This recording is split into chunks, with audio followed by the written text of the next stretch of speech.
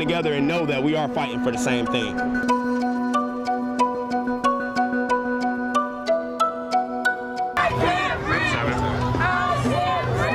And we just have to keep standing for peace and for love and just keep praying for change.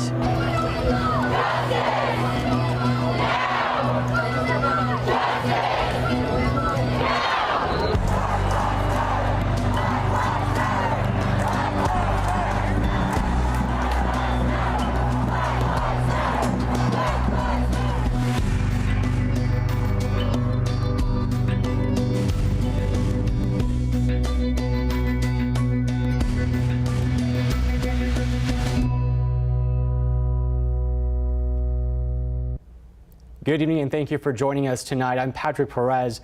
Right now you're taking a live look over downtown Austin as protests continue for the third night in a row over police brutality and racism.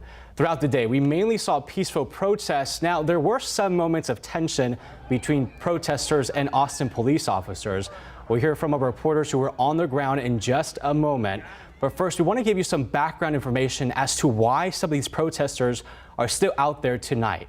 Of course, all of this is happening because protesters say they're angry about the deaths of people of color at the hands of police.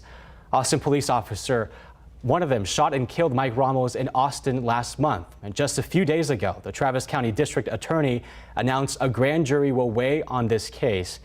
And George Floyd is at the center of many protests across the country right now. He died last Monday after a Minneapolis police officer put his knee on his neck for several minutes. That officer is now facing murder and manslaughter charges. KVUE's Bryce Newberry joins me now live from downtown Austin. Bryce, you've been out there for 3 nights in a row with these protesters. What's it like out there tonight?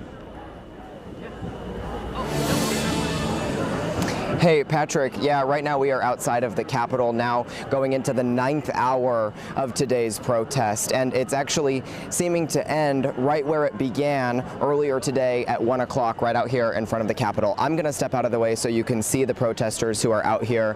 Just in the last few minutes, we've heard them chanting George Floyd over and over again. And of course, throughout today, we've heard them chanting both George Floyd and Mike Ramos everywhere they've gone through town. Of course, it started here at the Capitol and ended up down at Austin Police Headquarters. We've had the interstate shut down a couple of times today, and it even made its way to City Hall. So protesters have been all over the city of Austin, and tonight it is much calmer. But we just heard from Chief Manley a little bit ago, and we're going to bring you more of that in a minute. But he did mention how the city is working with several different agencies to keep Austin safe.